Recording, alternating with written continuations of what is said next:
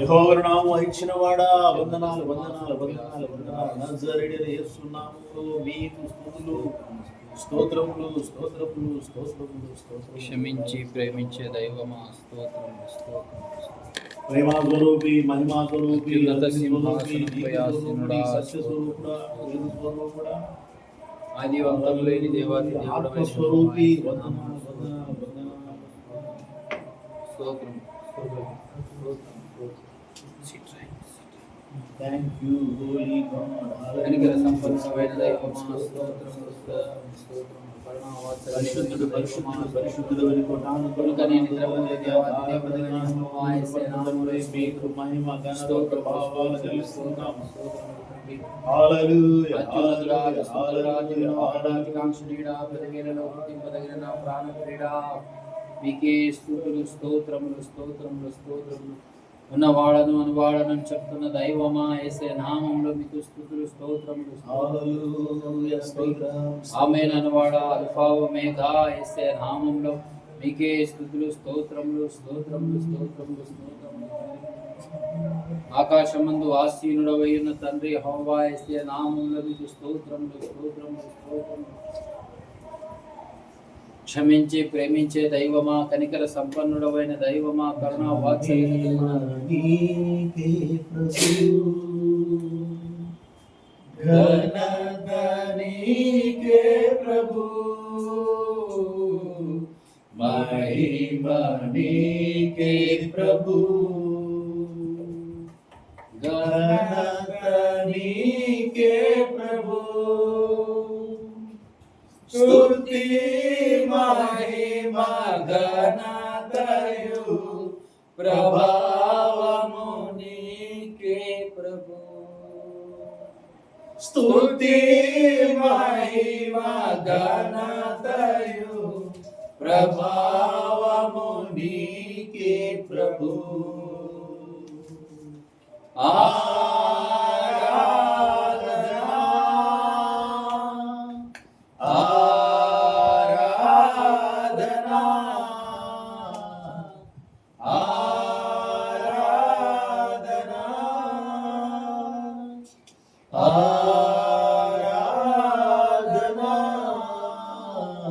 ప్రియ యేసు ప్రభు నగే,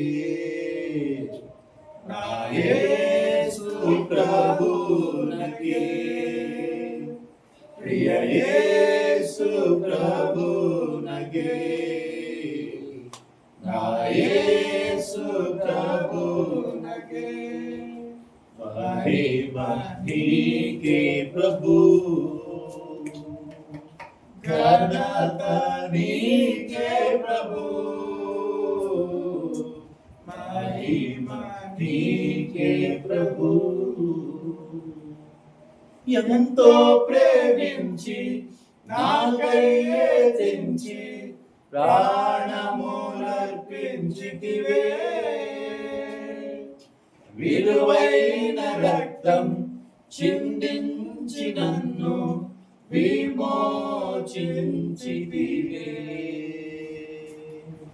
ఎంతో ప్రేమించి నాకై తెంచి ప్రాణములర్పించితివే, విలువైన రక్తం చిందించి నన్ను విమోచించితివే.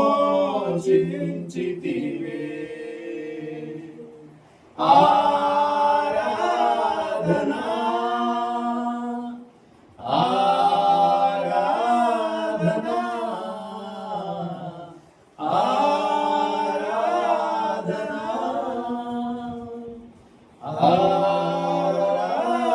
ఆరాధనా. ప్రియ యేసు ప్రభు నగే, నా యేసు ప్రభు నగే, ప్రియ యేసు ప్రభు నగే, నా యేసు ప్రభు నగే, మహిమ నీకే ప్రభు, ఘనత నీకే ప్రభు, మహిమ నీకే ప్రభు.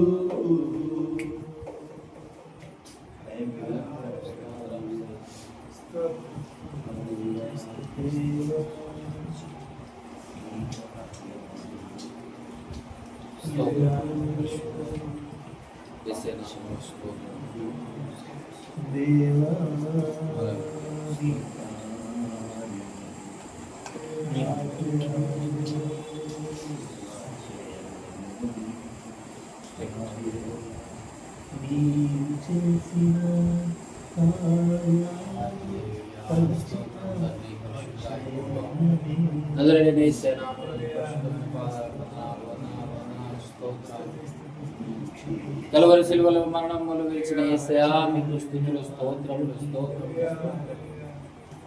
రుణపత్రాన్ని సిలువలో కొట్టిన యేసయ్యా మీకు స్తుతులు స్తోత్రములు స్తోత్రములు. పరిశుద్ధుని కుమారుడు అయిన యేసయ్యా మీకు స్తోత్రములు స్తోత్రములు స్తోత్రములు. హల్లెలూయా హల్లెలూయా.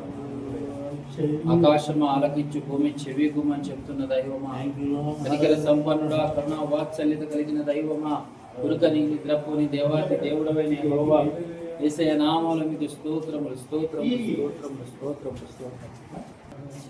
నాలో నా సమస్తమా, నా ప్రాణమా, నా అంతరంగమా, నాలో ఉన్న నా సమస్తమా, ఆయన చేసిన ఉపకారములలో దేనిని నీవు మరువకుమా. ఆయన చేసిన ఉపకారములలో దేనిని నీవు మరువకుమా. సన్నతించుము స్తుతించుము, ఉత్సాహనికి తనే ఎత్తుము. సన్నతించుము స్తుతించుము, ఉత్సాహనికి తనే ఎత్తుము. యెహోవాయే దేవుడు, ఆయన పరిశుద్ధుడు, సమస్త సృష్టంతటికి ఆధారుడు. యెహోవాయే దేవుడు, ఆయన పరిశుద్ధుడు, సమస్త సృష్టంతటికి ఆధారుడు. నా ప్రాణమా, నా అంతరంగమా, నాలో ఉన్న నా సమస్తమా, నా ప్రాణమా, నా అంతరంగమా, నాలో ఉన్న నా సమస్తమా. యెహోవాయే దేవుడు, ఆయన పరిశుద్ధుడు, సమస్త సృష్టంతటికి ఆధారుడు. యెహోవాయే దేవుడు, ఆయన పరిశుద్ధుడు, సమస్త సృష్టంతటికి ఆధారుడు.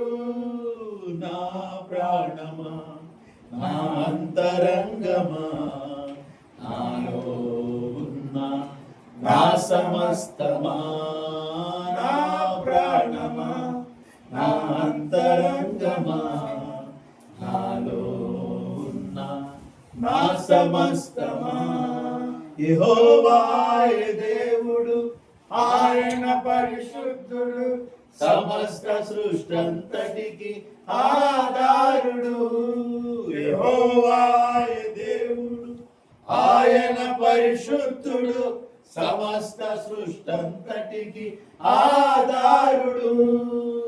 నా ప్రాణమా, నా అంతరంగమా, నాలో ఉన్న నా సమస్తమా, నాలో ఉన్న నా సమస్తమా.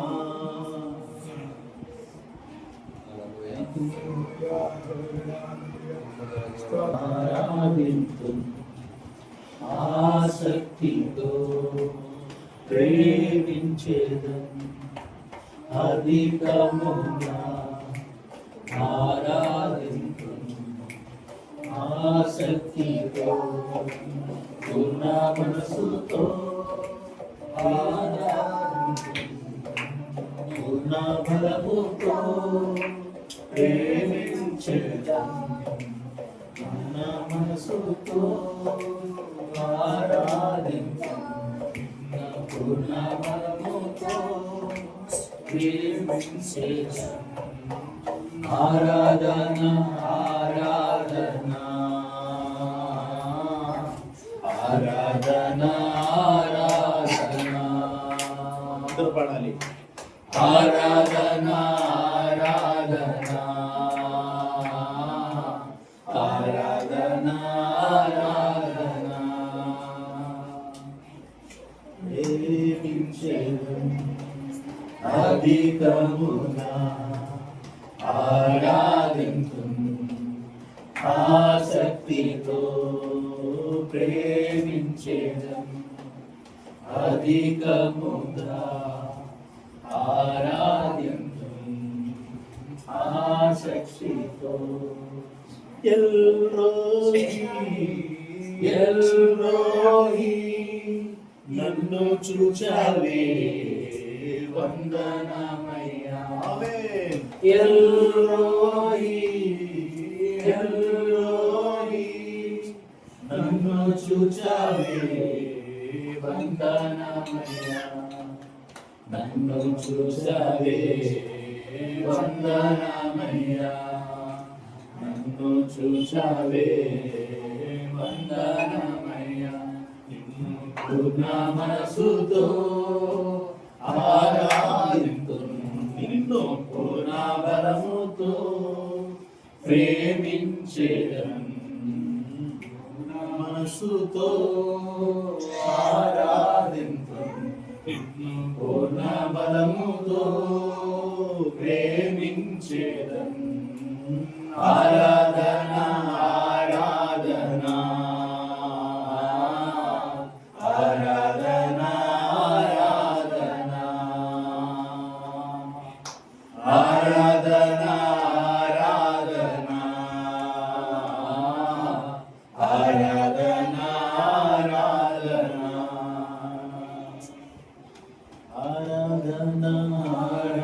ఆరాధన ఆరాధన ఆరాధన. హల్లెలూయా.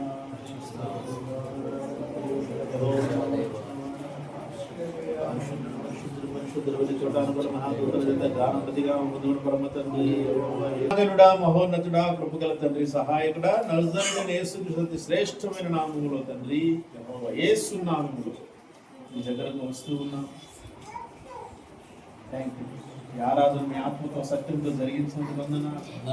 కీర్తన భాగంలో ధ్యానం చేస్తూ ఉండగా అందులోని మాటలతో తండ్రి మమ్మల్ని బలపరచండి, స్థిరపరచండి, గద్దించండి, ఖండించండి, సరిచేయండి.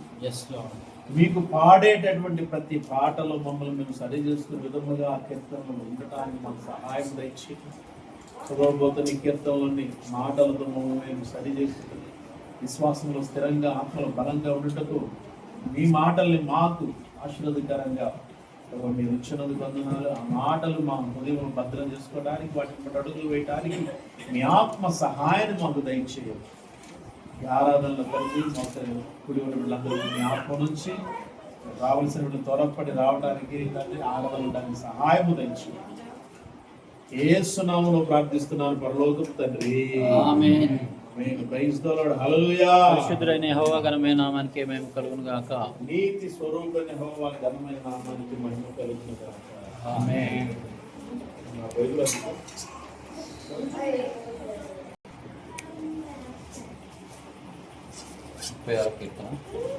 36వ కీర్తన ఉత్తర పద్ధతిలో చదువుకున్నాము. ప్రధాన గాయకునికి యెహోవా సేవకుడైన దావీదు కీర్తన. భక్తిహీనుల హృదయంలో అతిక్రమము దేవోక్తి వలె పలుకుచున్నది. వాని దృష్టి ఎదుట దేవుని భయము బొత్తిగా లేదు. వాని దోషము బయలుపడి అహస్యముగా కనబడు వరకు అది వాని దృష్టి ఎదుట వాని నోటి మాటలు పాపమునకును కపటమునకును ఆస్పదము. బుద్ధి కలిగి ప్రవర్తింపను మేలు చేయని వాడు మానివేసి ఉన్నాడు. వాడు మంచు మీదనే పాపయోచన యోచించును. వానికి అసహ్యము కాదు. యెహోవా నీ కృప ఆకాశం నంటుచున్నది, నీ సత్య సందత్వము అంతరిక్షం నంటుచున్నది. నీ నీతి పర్వతములతో సమానము, నీ న్యాయ విధులు మహాగాధములు. యెహోవా నరులను జంతువులను రక్షించువాడు నీవే.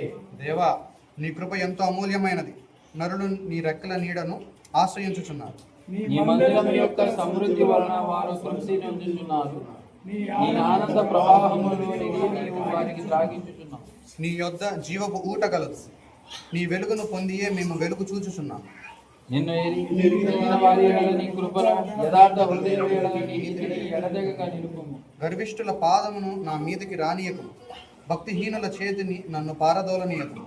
అదిగో పాపము చేయు వారు అక్కడ పడి ఉన్నారు, లేవలేకుండా వారు పడద్రోయబడుచున్నారు. పరిశుద్ధులైన యెహోవా ఘనమైన నామానికి మేము నీతి కలుగుతాము. స్వరూపుడైన యెహోవా ఘనమైన నామానికి మహిమ కలుగును గాక. ఆమేన్. కృపగల తండ్రి, దేవుని ఘనమైన నామానికి మహిమ కలుగును గాక. ప్రధాన గాయకునికి యెహోవా సేవకుడైన దావీదు గారు రచించిన కీర్తన. దావీదు గారు దేవునికి పాడినటువంటి కీర్తన ఇది, ప్రధాన గాయకుని ద్వారా. అంటే ప్రధాన గాయకుడు అంటే ఈయన కీర్తన రాసిస్తే ఆయన గాయకుడు ఏం చేస్తాడు? పాడతాడు. మనం పాడేవాళ్ళం, ఆయన మనకు కీర్తన ఇచ్చాడు. అందుకే దీన్ని మనం ఏం చేయాలి? పాడాలి. ఎలా పాడాలి? ఎలా పాడాలి? ఇది ఎలా ట్యూన్ చేస్తావు? ఎలా అంటే మన ఇందులో మాటలు అర్థం చేసుకోవాలి. అర్థం చేసుకొని ఆ అర్థాన్ని బట్టి మనం పాడాలి.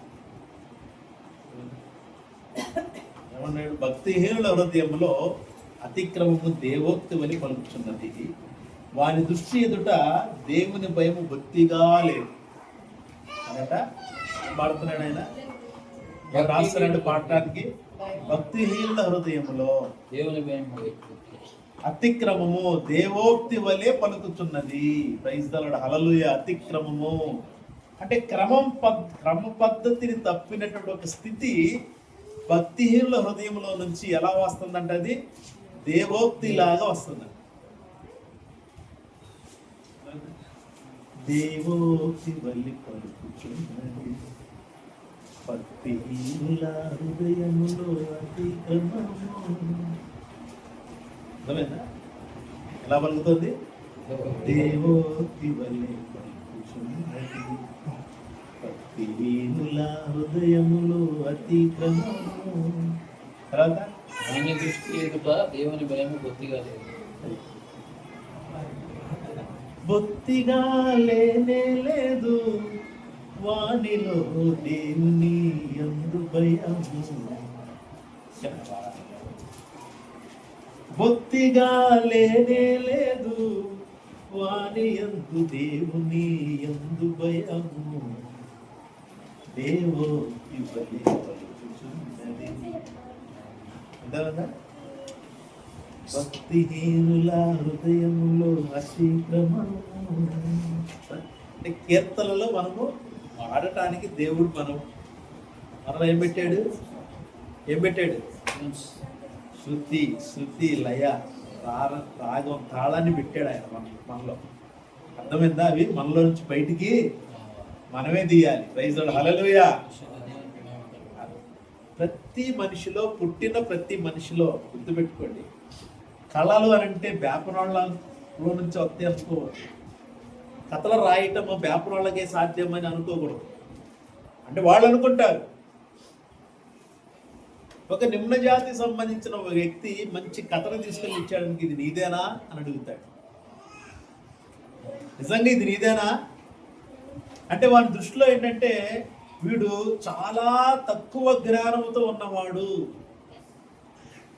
అందుకనే చూడండి, క్రైస్తవ సమాజంలో ఎవరికి ఎక్కువ ఇబ్బందులకు గురయ్యే వాళ్ళే వీళ్ళు. క్రైస్తవ సమాజంలో ఇబ్బందులకు గురయ్యే వాళ్ళు ఎవరు? ఎస్సీ ఎస్టీలు. అర్థమైందా? ఒకడు ఎస్సీలో నుంచి ఒక గొప్పగా ఉన్నతంగా వాడు ఒక స్థితిలోకి వెళుతున్నాడు క్రైస్తవుడు గానంటే వాడిని తొక్కటానికి అగ్రకులానికి చెందినటువంటి క్రైస్తవులు ప్రయత్నాలు చేస్తూనే ఉంటారు. ఏ రోజు కూడా అగ్రకుల సంబంధమైనటువంటి సేవకులు ఎవరు ఇబ్బందులు పెట్టాల. ఇబ్బందులు పడిన ప్రతి ఒక్కడు కూడా ఎస్సీ, మాలో మాదిగో. వేపనోడు బోళ్ళంత మంది సేవలు చేశారు, ఏ రోజు వాళ్ళని ఎవరు అడ్డగించాల. అబద్ధ వాళ్ళని అడ్డగించడం అంటే ఎలాగంటే వాడు ఎంత అంతర్లీనంగా ఉంటుంది, బయటకు వాళ్ళు అడ్డగించడం కూడా బయటికి కనపడదు. అది వాళ్ళు ఎవరైనా చేశారంటే అది కుటుంబాల్లోనే ఉంటుంది. వాళ్ళు కూడా అలాగే, అంటే వాళ్ళు అంతా గుట్టు అలా ఉంటుంది చూడండి. సరే, అయితే దేవుడు ఇప్పుడు ఈ పిల్లల్లో దేవుడు కళలో పెట్టాడు. నేను నమ్ముతున్నారవి వాళ్ళలో ఉన్నాయా? మరి అవి గుర్తించి బయటికి తీసుకురావాల్సిన బాధ్యత ఎవరిది? తల్లిదండ్రులమైన మనది.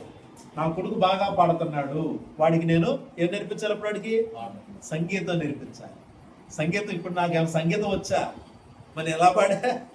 ప్రైజ్ లార్డ్, హల్లెలూయా. నాకు రాదు సంగీతం, కాబట్టి ఇష్టం, సంగీతం అంటే ఇష్టం. 9th క్లాస్ చదివేటప్పుడు మన క్రిస్టియన్ సహోదరుడే, చాలా పెద్ద ఆయన, అప్పటికే ఆయన వయసు 35-40 సంవత్సరాలు ఉంటుంది. నేను 9వ తరగతి చదివేటప్పుడే ఆయన దగ్గరికి వెళ్ళి బ్యాడ్మింటన్ నేర్చుకునేవాళ్ళం, బ్యాడ్మింటన్ ఆడేవాళ్ళం. ఆ వయసులో ఆటలాడించేవాడు. మాకు స్కూల్ హాస్టల్ పక్కనే అనమాట, మచిలీపట్నం హాస్టల్లో ఉన్నాం. హాస్టల్ వెనకాల చిన్న తలుపు ఉంటుంది, లాస్ట్ గోడకి ఆ తలుపు తీసుకెళ్తే ఆయన ఇల్లు. ఆ రోడ్ జస్ట్ చిన్న రోడ్డు ఉంటుంది, ఆ కాలువలాగా ఉంటుంది, ఆ కాలువ దాటితే. ఆయన కూడా మాకు స్కూల్కి వచ్చేసి టీచర్స్కి అందరికి కూడా బ్యాడ్మింటన్ నేర్పించేవాడు, టోర్నమెంట్స్ పెట్టించేవాడు. ఆయన మ్యూజిక్ సెన్స్ ఉంది, ఆయనకి మ్యూజిక్ బాగా తెలుసు. ఆయన ఏం చేశాడంటే, నాకు ఇంకో కుర్రోడు ఉన్నాడు, పింగనాథ్ అని ఫ్రెండ్, ఇంకో కుర్రోడు మల్లిపాటి సీన్ అని, మా ముగ్గురికి మ్యూజిక్ నేర్పించాడు. మా ముగ్గురులో మేమిద్దరమే కొంచెం నేర్చుకున్నాం. కింగనాథ్ అనే వ్యక్తి అని నేను, నాకు వయలిన్ నేర్పించాడు, హార్మోనియం నేర్పించాడు. 10th క్లాస్, అప్పుడు 9th క్లాస్. 9th అయిపోయిన తర్వాత ఇక మేము 9th అవుతుంది, గవర్నమెంట్ మాకు ఏం చేసిందంటే మచిలీపట్నం నుంచి ఒక 25 కిలోమీటర్ల దూరంలో ఊరు బయట ఇంకా మొత్తం ఎడారిలాగా ఉంటుంది, ఇసుక దిబ్బలన్నీ, మచిలీపట్నం ఏరియా అంతది దాదాపు. ఏం చేసా, అక్కడ స్కూల్ ఇచ్చేవారు, స్కూల్ గవర్నమెంట్ స్కూల్ కట్టించేసి, స్కూలు హాస్టల్. అక్కడికి వెళ్ళిపోయాం. ఇంకా అంతే, అక్కడికి వెళ్ళిపోయిన తర్వాత అక్కడంత వరకు మంచిగా వయలిన్ మంచిగా ప్లే చేసేవాడిని, హార్మోనియం మంచిగా ప్లే చేసేవాడిని. అఫ్కోర్స్ ఆయన నేర్పించేవి క్రైస్తవ పాటలు, అలాగే చిన్నప్పుడు కదా మాకేం తెలుసు, ఇంకా హైందవ పాటలు కూడా మ్యూజిక్లో ఉంటాయి కాబట్టి అవి నేర్పించేవాడు. ఎక్కువగా వాళ్ళు నేర్పించేది ఏంటంటే, వాళ్ళు హిందువులు నేర్పించేది ఏదైతే ఉంటుందో వాళ్ళు కూడా అదే నేర్పిస్తారు. ఎందుకంటే ఇవైతే తొందరగా నేర్చుకుంటారు. హిందూ అంటే వాళ్ళ దేవతలకు సంబంధించిన పాటలు ఉన్నాయి ఎక్కువగా. అప్పుడులో బాగా ఉన్నటువంటిది ఏంటంటే, గణపతి మీద ఒక పాట ఉంది, ఆ పాట నేర్పించి మొత్తం వేసేవాడు. ఆ తర్వాత నాగిని రాగం అని ఒకటి ఉంది, ఆ రాగంలో ఒక 2-3 పాటలు నేర్పించాడు. మొత్తం అలా వయలిన్ మీద హార్మోనియం మీద మొత్తం వేసేవాడు. ఎప్పుడైతే హాస్పిటల్కి వెళ్ళామో అక్కడ పోయింది. సరే, ఇంకా ఇంటర్మీడియట్కి వెళ్ళాం. ఇంటర్మీడియట్కి వెళ్ళేసరికి అస్సలు లేదు. మెయిన్ ప్రాబ్లం ఇంట్లోనా అంటే, ఇంట్లో నాకు ఎక్కడ నేర్పుతారో తెలియదు. ముందు మనకి ఫస్ట్ ఆ టైంలో ఎక్కడ నేర్పిస్తారో తెలియదు, ఎవరు నేర్పిస్తారో తెలియదు. అలాంటి పరిస్థితుల్లో మాలో ఉన్న కళలు అలా సర్దుమణిగిపోయిందా. ఇప్పుడు బోర్డులు పెడతారు, అప్పుడు బోర్డులు ఉండేవి కాదు కదా. ఎక్కడో అది కూడా అగ్రహారాల్లో ఉండేవి బోర్డులు. అప్పుడు నేను మామూలుగా తిరిగేటప్పుడు చూసా, సంగీతం నేర్పించబడిన ఆయన వయసు అప్పటికే నేను ఇంటర్మీడియట్ అయిపోయింది. ఇంటర్మీడియట్ అయిపోయినప్పుడు ఖాళీగా తిరుగుతున్న రోజుల్లో మేమున్న ఏరియాలోనే కొంచెం అవతలకి అక్కడ అంటే బ్రాహ్మణ ఫ్యామిలీస్ ఎక్కువగా ఉంటాయి. అటు వెళితే అక్కడ బోర్డు పెట్టింది. ఆయన వయసు దాదాపు అప్పటికే 80 సంవత్సరాల వయసు. 80 సంవత్సరాల వయసులో ఆ ముసలాయన మ్యూజిక్ నేర్పుతాడంట. బోర్డు పెట్టుంది, చూసాం. మనమే వెళ్తాం. ఇంకా అప్పటికి మనకి ఈ రోడ్ల మీద తిరగటం అలవాటు అయిపోయింది. ఇంకా ఎందుకు మనకి పంట పడతాయి. అంటే ప్రతి ఒక్కరిలో కూడా కళ అనేది ఉంది. అవునా? ఇప్పుడు మీకేముంది కళ? మీలో ఏముంది చెప్పండి. మ్యూజిక్ అంటే ఇష్టమా? ఆటలు పాడటం ఇష్టంగా? ఇంకా గేమ్స్ ఏమైనా ఆడతారా?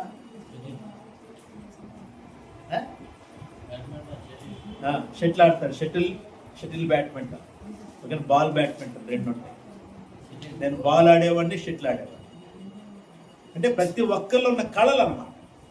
కానీ పిల్లల్లో ఉన్నదాన్ని ఏమాత్రం కూడా మనం నెగ్లెక్ట్ చేయకూడదు. అఫ్కోర్స్ పిల్లలు ఎటు నెగ్లెక్ట్ చేయరు. దాదాపుగా వాళ్ళకున్న అలవాటు వాళ్ళు వెళ్తూనే ఉంటారు. వాళ్ళలో ఉన్నటువంటి దాన్ని ఆపు చేసేది ఎవరు తెలుసా? మనమే. మనకు తెలియక చదువు పాడైపోద్దేమో ఉద్దేశంతో, వీళ్ళు దీనికే వదిలేస్తే వీళ్ళు చదువుని పక్కన పెడతారేమో అనే ఉద్దేశంతో మనం చేస్తాం. మన చిన్నప్పుడు కూడా అలాగే జరిగింది. కానీ ఇప్పుడు పరిస్థితి ఏంటి? చదువు లేకపోయినా పర్వాలా, వాళ్ళకి ఇలాంటి ఎక్స్ట్రా కరిక్యులమ్ యాక్టివిటీస్ అనేవి ఉండాలి. అందుకనే చదువున్నా లేకపోయినా క్రికెట్లో బోర్డు మీద రాణిస్తున్నారు. అవునా? కాకపోతే 10th వరకు చదివితే ఏంటంటే కొంచెం ఇంగ్లీషు ఇవన్నీ వస్తాయి కాబట్టి 10th క్లాస్ అయిపోయేంత వరకు వాడు చదువుకుంటూ క్రికెట్కి వెళ్తూ జాగ్రత్తగా కాపాడుకుంటూ ఉంటే 10th అయిపోయిన తర్వాత వాడు ఇంగ్లీష్లో ఎటు మాట్లాడతాడు కాబట్టి వాడిని అటు అలా తీసుకెళ్ళినా, ఇంగ్లీష్ మీడియం చదివేవాడు క్రికెట్ వైపు మనం పంపించినా వాడు మంచి లెవెల్కి వెళ్ళే అవకాశం ఉంటుంది. అఫ్కోర్స్ కూడా కులాల యొక్క అనుకుని అది వేరే విషయం.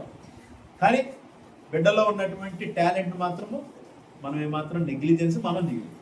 కాబట్టి చూడండి, ఇక్కడ అదే ప్రధాన గాయకుడికి ఆయన రాస్తున్నాడు, కీర్తన రాసిస్తున్నాడు పాడమని. ఇప్పుడు మనకు కూడా అంతే. ఇప్పుడు ఇది మనకు వచ్చింది, మనం పాడాలి. ఉత్సాహధ్వని చేయండి అన్నాడు కీర్తనకారు. ఆ మాటలు పట్టుకొని పాడాలి. ఇప్పుడు నేనెల్లప్పుడు యెహోవాను సన్నుతించెదను, నిత్యము ఆయన కీర్తి నా నోట నుండును. ఎక్కడుంది ఇది? 34వ కీర్తన. అదే ఎవరు పాడాలి ఇది? Asher Andrews. దానికి రాగాన్ని వాళ్ళు ఏం చేశారు? జోడించారు. ఒక రాగంలో తీసుకున్నారు, శృతిని తీసుకొని అందులో పాడారు. కీర్తన మనం పాట అంటే రాయటం మనకు రాకపోతే ఇక్కడున్నాయిగా రాయటం రావట్లేదు. ఇక్కడున్న దాన్ని మనం రాగం పలికితే ఏమైంది? పొద్దున మామూలు కూర్చుంటే కాపరి అయినా యెహోవా లేమి లేకుండా నిన్ను కాపాడును, కాపరి అయినా యెహోవా లేమి లేకుండా నిన్ను కాపాడును. విరిగిన హృదయముతో ఆయన చెంత చేరిన, విరిగిన హృదయముతో ఆయన చెంత చేరిన, యథార్థముగా హృదయమును సమర్పించిన, యథార్థముగా హృదయమును సమర్పించిన కాపరి అయిన యెహోవా లేమి లేకుండా కాపాడును. అర్థమైందా? ఉదయం మామూలు కూర్చుంటే కాదు, షాప్కి వెళ్ళి వస్తున్నా పాలపేటకి వస్తున్నా వెళ్తుంటే ఈ మాటలు వచ్చినాయి. ఇక అలా పాడుకుంటా అంటే దేవుడు మన పట్ల ఆయన కృపని ఏ విధంగా అంటి పెట్టుకొని ఉంచాడో దాన్ని గుర్తించాలి. మనం వెళుతున్నప్పుడు మన హృదయంలో దేవుని యొక్క మాటలు వస్తున్నాయనంటే వాటిని ధ్యానం చేయకుండా మాత్రం మనము ఉండకూడదు. ప్రైజ్ లార్డ్, హల్లెలూయా. నువ్వే పని చేస్తున్నా సరే దేవుని మాటలు హృదయంలో వస్తాయి. దేవుని ఆత్మ, దేవుని శక్తి మనకు తోడుగా ఉందనడానికి గుర్తుపెట్టుకో. దేవుడు మనల్ని విడిచిపెట్టలేదు అనడానికి గుర్తు ఇది. అర్థమైందా? దేవుడు మనల్ని వదిలిపెట్టడో మనం ఎలాంటి స్థితిలో ఉన్నా ప్రైజ్ లార్డ్, హల్లెలూయా. శుద్ధ దేవునికి ఆయనకు దూరంగా మనం ఉన్నామని తెలిసినా దేవుడు ఆయన మనం వదిలిపెట్టడు. వీడు నాకు దూరంగా ఉన్నాడు, వీడి ఆలోచనలు, వీడి తలంపులు, వీడి క్రియలు అన్నీ కూడా నాకు దూరంగా ఉన్నాయి అని మనం ఏం చేస్తాం? మన పిల్లల్ని పట్టించుకో. ఒక వయసు వచ్చిన తర్వాత పట్టించుకో. అవునా కాదు? గుర్తుపెట్టుకోండి, ఎంత వయసు వచ్చినా పిల్లలు ఒకవేళ తప్పుదారులు నడుస్తుంటే మాత్రం వాళ్ళు ఎట్టి పరిస్థితులు మనం వదలటానికి వీలు. పిల్లలు పెరిగి పెద్దయి వాళ్ళు మనం అనుకున్న మార్గంలో లేరు అని అంటే మనం వాళ్ళని వదిలిపెట్టకూడదు. ఎందుకంటే మన దేవుడు మనల్ని వదిలిపెట్టట్లేదు. ప్రైజ్ ది లార్డ్, హల్లెలూయా. శుద్ధ దేవునికి అర్థమైందా? మన దేవుడు మనల్ని వదిలిపెట్టట్లేదు కాబట్టి మనము మన పిల్లల్ని ఏమాత్రం వదిలిపెట్టడానికి వీలు లేదు. ఎంత కష్టమైనా, ఎంత నష్టమైనా, ఎంత బాధ అయినా, ఎంత భారమైనా దేవుని సన్నిధిలో ఆ బిడ్డ కోసము ప్రార్థించే వారిగా ఉండాలి. అలాగే ప్రార్థిస్తూ వాక్యాన్ని బట్టి బిడ్డల్ని హెచ్చరించే వారిగా కూడా ఉండాలి. పిల్లలకి ఎప్పటి నుంచి మనం ఏం చెప్పాలి? నా అబద్ధం ఆడద్దు, ప్రాణం పోయింది. నేర్పించాల్సింది అదే. నువ్వు ప్రాణం పోయినా నన్ను అబద్ధం ఆడద్దు, ఏదన్నా సరే నిర్మోహమాటంగా నిజం చెప్పు. చెప్తున్నారు పిల్లలకి? చెప్పాలి, అది గట్టిగా చెప్పాలి. అంటే వాళ్ళకు భరోసా. రేపు బయట ఏదన్నా జరిగిందనుకో, నీకేమాత్రం కూడా వాడు దాచకుండా వచ్చి చెప్తాడు. అప్పుడు నువ్వు బయట ఉన్న పరిస్థితిని బట్టి పిల్లడికి ఏ విధంగా నువ్వు తోడుగా ఉండాలో నీకు అర్థమైంది. ఒకవేళ వాడికి నువ్వు ఇప్పటి నుంచి మనం చెప్పలేదనుకో, వాడు చెప్పకుండా దాచిపెడతాడు. వాడు దాచిపెట్టినప్పుడు ఏమైంది? ఒకేసారి తెలిసేసరికి నీ గుండె ఎలా ఉంటుంది? ఏంటి ఇలాంటి పరిస్థితిలో ఉన్నాడు నా కొడుకు అని తెలిసేసరికి ఏంటి నీ పరిస్థితి? అవునా? అందుకని చాలా పిల్లలకి మనము తప్పనిసరిగా ఇప్పటి నుంచే వాళ్ళకి అదే చెప్పాలి. నీ ప్రాణం పోతున్న అబద్ధం అనేది చెప్పద్దు. బయట ఏం జరిగినా నాకు వచ్చి చెప్పాలి. అది మేము చూసుకుంటాం. నీకు ఎలాంటి పరిస్థితి ఉన్నా సరే ఆ భరోసా ఇవ్వాలి. తల్లి అయినా తండ్రి అయినా. అంటే ఆ భరోసా ఇప్పుడు ఆడవాళ్ళు అలాంటి భరోసాతో మాట్లాడలేరు, కరెక్టే. కానీ దేవుడు తోడున్నాడని ధైర్యంతో మాట్లాడాలి. ఎందుకు? అలాంటి భరోసా ఇవ్వగలిగింది దేవుడు అక్కడే. ఆ భరోసా నువ్వు ఇస్తున్నావు అని అంటే నీకెవరు తోడున్నారని ధైర్యం? దేవుడు తోడున్నాడు. ప్రైజ్ ది లార్డ్, హల్లెలూయా.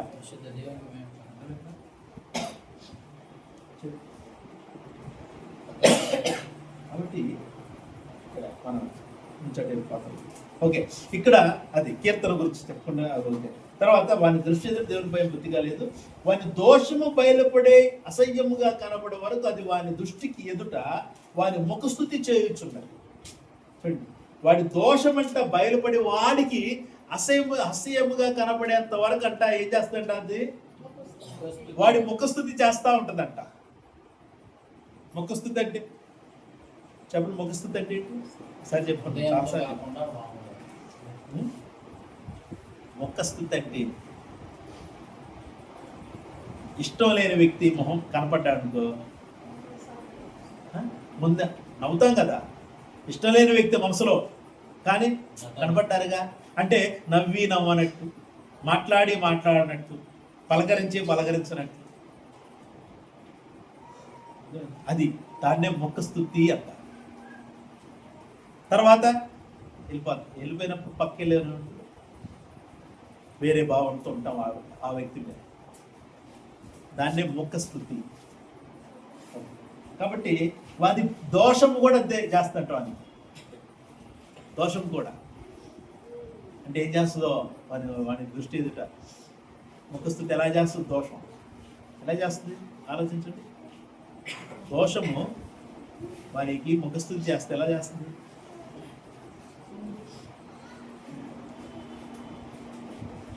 ముందు దోషం చేపించింది, తర్వాత వాడు బాధపడుతున్నాడు అనుకో, ఏం కాదు నువ్వు మనిషివి, ఇదంతా సహాయం, ముఖస్థుతి చేస్తాడు. అదే వాని నోటి మాటలు పాపమునకును కపటమునకు ఆస్పదము, బుద్ధి కలిగి ప్రవర్తింపును మేలు చేయని వాడు మానివేసి అన్నాడు. వాడు మంచం మీదనే పాపయోచన యోచించును, వాడు కాని నడతలు నడుచువాడు. చెడుతనం వానికి అసహ్యము కాదు. యెహోవా నీ కృప ఆకాశమునంటుచున్నది, నీ సత్య సందత్వం అంతరిక్షమునంటుచున్నది. నీ నీతి దేవుని పర్వతములతో సమానము, నీ న్యాయ విధులు మహాగాధములు. యెహోవా నరులను జంతువులను రక్షించేవాడవు నీవే.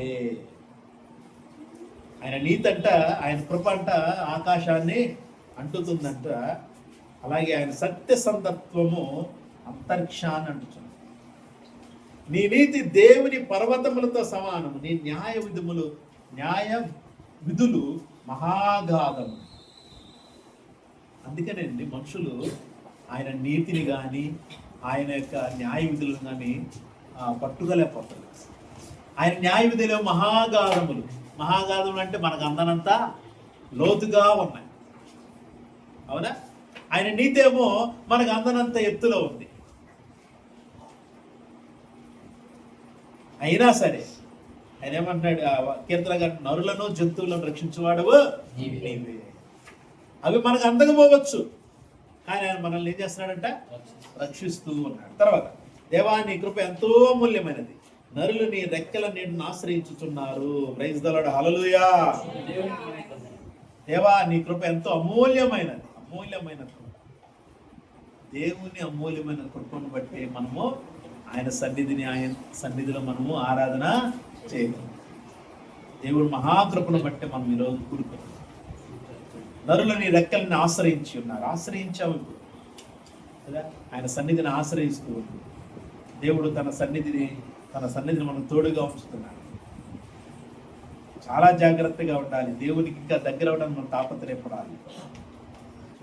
అంత్య దినాలలో అపాయకర రోజులకు వచ్చేసాం. దేవునికి దగ్గర అవడానికి తాపత్రయపడాలి. నీ మందిరం యొక్క సమృద్ధి వలన వారు సంతృప్తి నొందుచున్నారు, నీ ఆనంద ప్రవాహంలోని నీవు వారికి త్రాగించుచున్నావు. ప్రైజ్ ది లార్డ్, హల్లెలూయా. నీ మందిరం యొక్క సమృద్ధి వలన వారు సంతృప్తి నొందుచున్నారు. చెప్పండి, ఏముంది ఇక్కడ? సమృద్ధి. మందిరములో సమృద్ధి ఏముంది చెప్పాలి కరెక్ట్గా. సమృద్ధి ఉందా? సమృద్ధి అంటే తక్కువ లేదు అనుకోకుండా ఉంది, అదనా? ఏంటి సమృద్ధి అంటే? ఎలా సమృద్ధి ఉంది? ఏమన్నా మీకు ఏమన్నా ఇక్కడికి వస్తే కడుపు నిండా తిండి పెట్టుకుంటున్నా? చెప్పండి. సమృద్ధి, మందిరములో ఉన్న సమృద్ధి కలిగింది ఏంటిది? వాక్యమే. ప్రైజ్ ది లార్డ్, హల్లెలూయా. అదిగో అంటే ఆ సమృద్ధి వలన ఏం కలుగుతుంది వాళ్ళకి? సంతృప్తి కలుగుతుందా? మరి అసంతృప్తిగా ఉంటున్నారా? వాక్యాన్ని బట్టి సంతృప్తి ఉందా, అసంతృప్తి ఉందా? కరెక్ట్గా చెప్పాలి. వాక్యం వలన మీకు సంతృప్తిగా ఉందా, అసంతృప్తిగా ఉందా? సంతృప్తిగా ఉందా? దేవునికి స్తోత్రం. ప్రైజ్ ది లార్డ్, హల్లెలూయా. సంతృప్తి దాని వల్ల మనకి, అంటే మందిరములో సమృద్ధిగా ఉండవలసింది వాక్యము. మందిరములు ఎప్పుడు వాక్యము. నువ్వు ఆహారం పెట్టకపో, అది కాదు. ఉండాల్సిందేంటి ఇక్కడ? మెయిన్ ఏంటి? వాక్యం. ఎందుకంటే ఈ వాక్యముతో మందిరము నింపబడితే, ఈ వాక్యముతో మందిరములోని ఆ మందిరాలు నింపబడితే, మందిరములోని మందిరాలు, అవునా? ఈ 4 గోడల మందిరములో సజీవమైన రాయి అయిన క్రీస్తు రాయి చేత కట్టబడుతున్న మందిరాలము, ఆత్మ సంబంధమైన మందిరాలము. ఈ ఆత్మ సంబంధమైన మందిరాలు దేవుని వాక్యలతో నింపబడాలి. ఈ మందిరంలో సమృద్ధిగా దేవుని వాక్యము ఉండాలి. తర్వాత, నీ ఆనంద ప్రవాహములోని నీవు వారికి త్రాగించుచున్నావు, నీ యొద్ద జీవపు ఊట గలదు, నీ వెలుగును పొందియే మేము వెలుగు చూచుచున్నాము. నిన్ను ఎరిగిన వారి ఎడల నీ కృపను, యథార్థ హృదయముల ఎడల నీతిని ఎడగక నిలుపుము. గర్విష్ఠుల పాదమును నా మీదికి రానీయకము, భక్తిహీనుల చేతిని నన్ను పారదోరనీయకము. అదిగో పాపము చేయి వారు అక్కడ పడి ఉన్నారు, లేవలేకుండా వారు పడద్రోయపడి ఉన్నారు. నీ ఆనంద ప్రవాహములోనిది నీవు వారికి త్రాగించుచున్నావు. ఆనంద ప్రవాహం. ఆనంద ప్రవాహం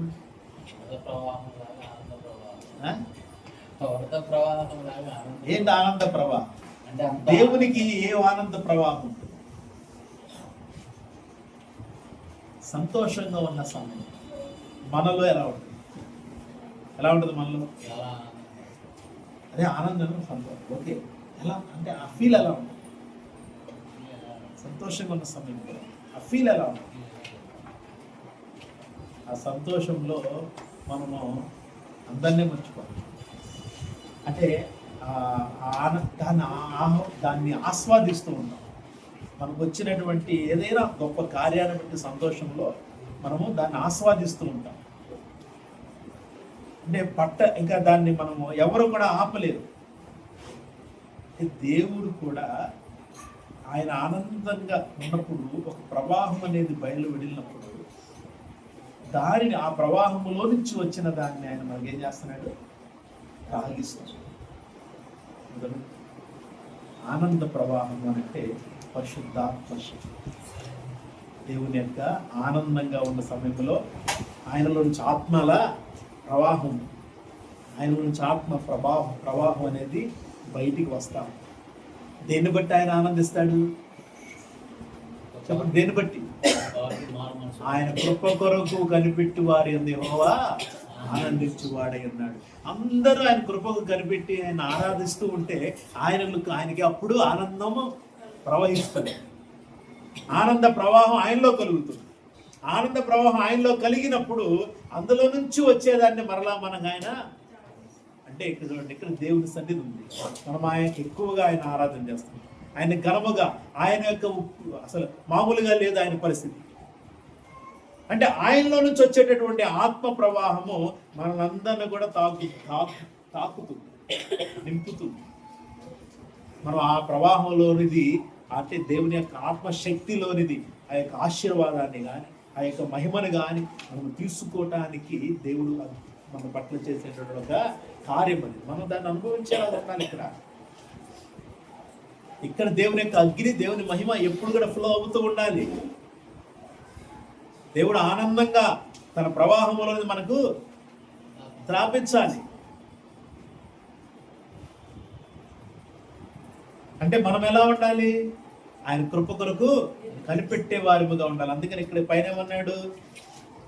దేవా నీ కృప ఎంతో ఏంటంట ఎంతో అమూల్యమైనది, నరులు నీ రెక్కల నీడను ఆశ్రయించుతున్నారు. ఎస్, ఆశ్రయించిన నరులు ఆయన ఆరాధన చేస్తూ ఉంటే ఆయనకు ఆనందం కాకుండా ఇంకేముంటుంది?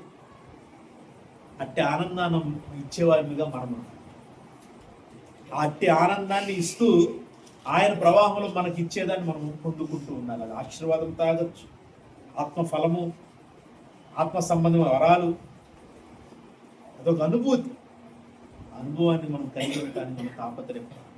నీ యొద్ద జీవపు ఊటగలదు, నీ వెలుగును పొంది మేము వెలుగు చూచుచున్నాం. నిన్ను ఎరిగిన వారి ఎడల నీ కృపను, యథార్థ హృదయాలు నీ నీతిని ఎలుగుతుగా నిలుపుము, ఎడతెగుక నిలుపుము. ప్రైజ్ ది లార్డ్, హల్లెలూయా. ప్రియమైన దేవుని సార్, ఆయన ఎరిగిన వారి ఎడల ఆయన తన కృపను, యథార్థ హృదయుల ఎడల ఆయన తన నీతిని ఎడతెగక నిలుపుతాడు.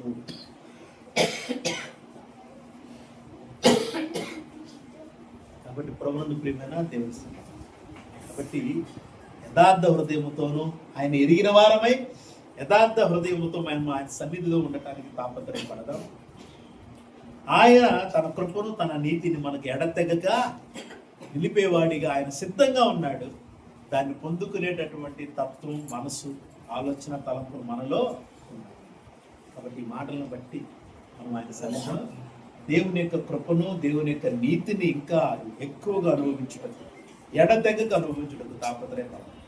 ఈ మాటలను బట్టి దేవుడు మనల్ని తన కృపలో, తన ఆత్మలో ఆశీర్వదించి తన మహిమార్థం మనల్ని నడిపించునుగాక. ప్రైజ్ ది లార్డ్, హల్లెలూయా. నీతి స్వరూపుడైన యెహోవా ఘనమైన నామానికి మహిమ కలుగునుగాక. ఆమేన్. స్తోత్రము. సమయాన్ని మీకు